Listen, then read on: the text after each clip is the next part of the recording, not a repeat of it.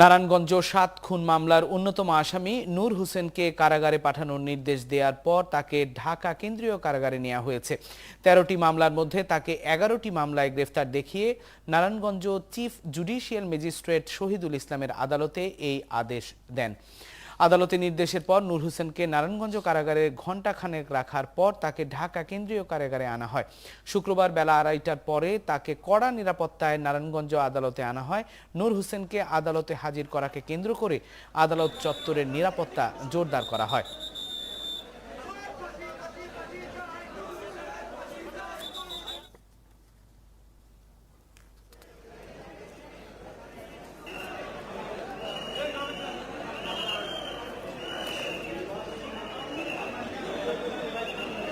এই যে ৭ হত্যা সহ বিভিন্ন হত্যাগুলো সংগঠিত করেছে, এই হত্যাকাণ্ডগুলো কিভাবে করলো, এই হত্যাকাণ্ডের পরিকল্পনা আর কারা কারা জড়িত ছিল, এটা আমরা আশা করছিলাম যে অন্তত 54-এ গ্রেপ্তার করে তাকে এই রিমান্ডে নিয়ে আজকে তাকে জিজ্ঞাসাবাদ করা হবে, কিন্তু পুলিশ সেই ধরনের কোনো ব্যবস্থা নেয় নাই। তাকে আমরা মনে করি ছাড় দেওয়া হলো।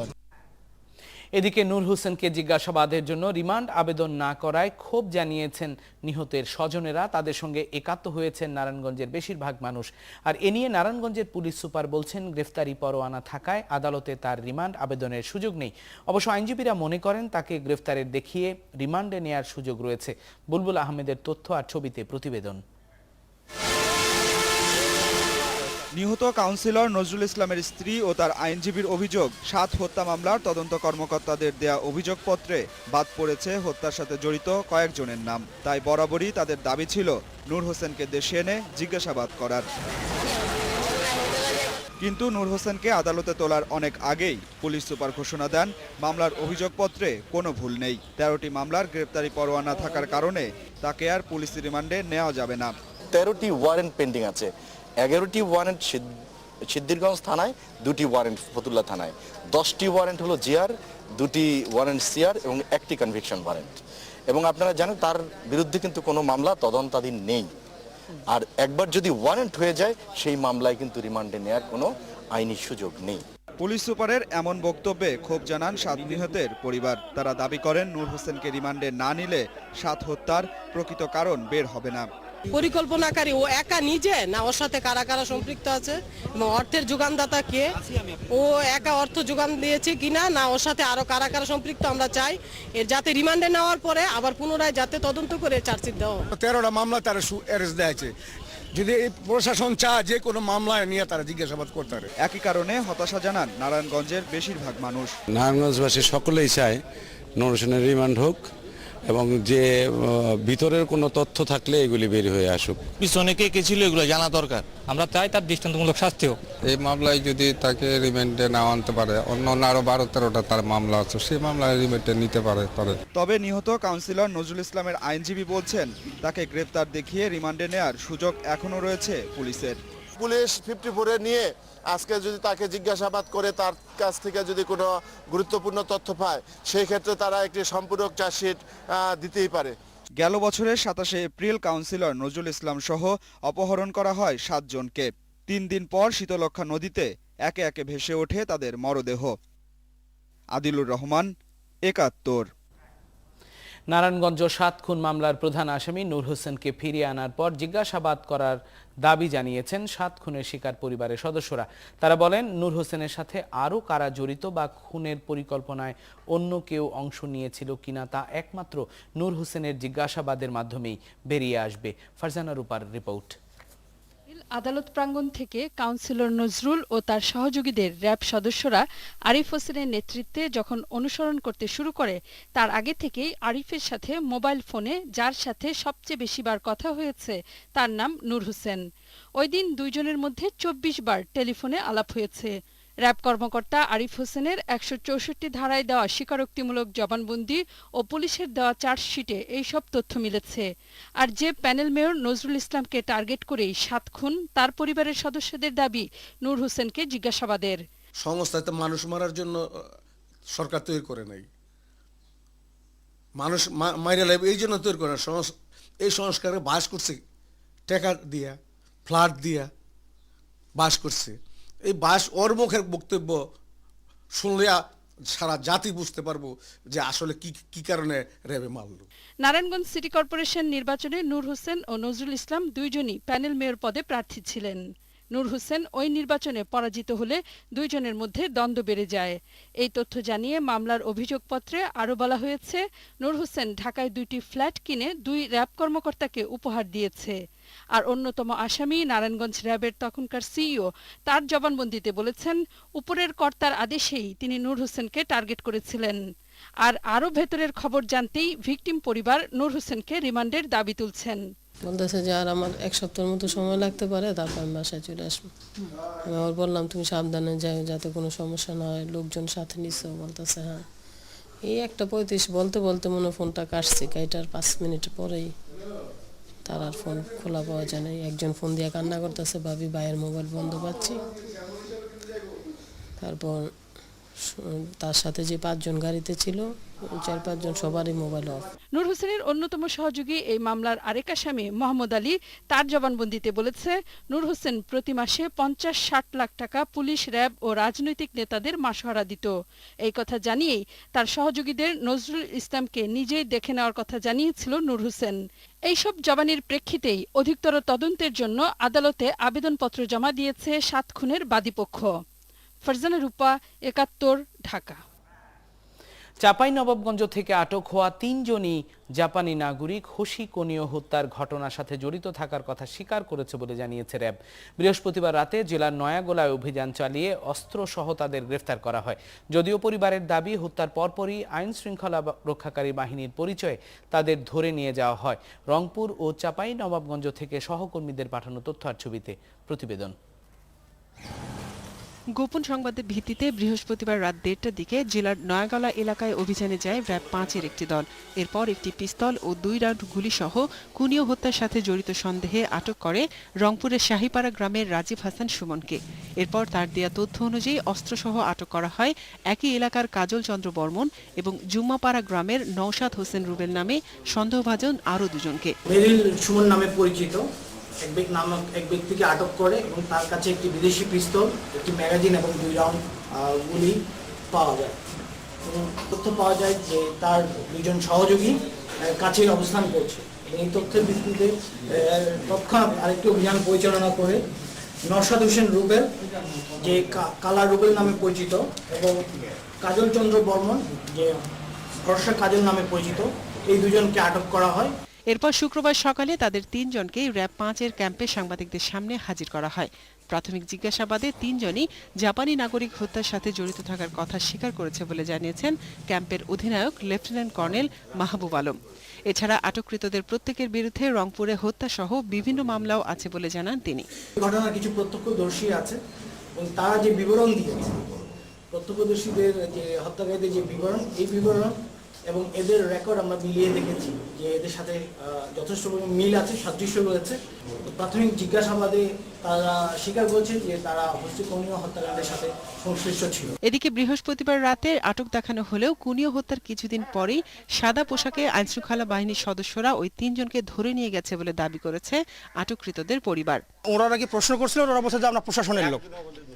কিসের এটা বলেনি ওরা। সব জায়গায় গেছি, রেপ অফিসে গেছি, থানায় গেছি, কোনো খোঁজ পাই নাই। মানববন্ধন করছি, পেপারে দিছি, খোঁজ পাই নাই।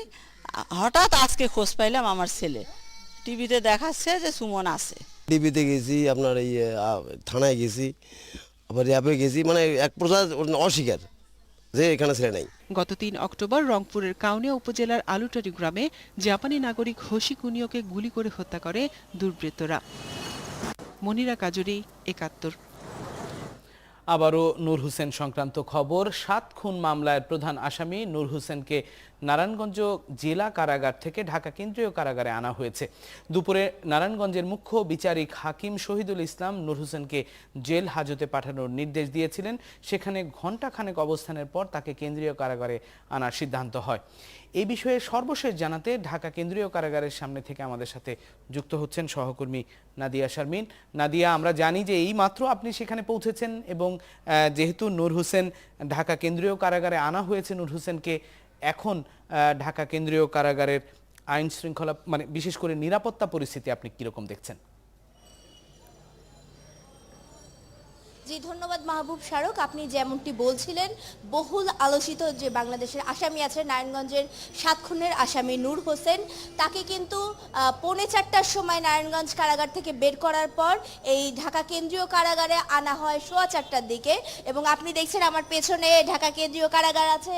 ঢাকা কেন্দ্রীয় কারাগারে এই মুহূর্তে কিন্তু আসলে আমরা দেখতে পাচ্ছি যারা পুলিশ আছেন তাদের পাশাপাশি কিন্তু আলাদাভাবে র্যাবের সদস্যদেরও মোতায়েন করা হয়েছে, যাতে একেবারে নিশ্চিদ্র একটি নিরাপত্তা ব্যবস্থা এখানে নিশ্চিত করা যায়। এবং আশেপাশেও কিন্তু আমি একেবারে কাছাকাছি না থাকার কারণে দেখাতে পাচ্ছি না যে কিছু পুলিশ সদস্যও কিন্তু আশেপাশে রয়ে গেছেন এবং এই এলাকায় যে নিরাপত্তা ব্যবস্থা তা কিন্তু বেশ জোরদার করা হয়েছে বলে আমরা দেখতে পাচ্ছি এখন পর্যন্ত। এবং গাড়ি চলাচলে যেই অংশটি রয়েছে সেইগুলো কিন্তু পুরোপুরি নিয়ন্ত্রণ করা না হলেও কিন্তু একটি পর্যবেক্ষণের মধ্যে রাখা হচ্ছে।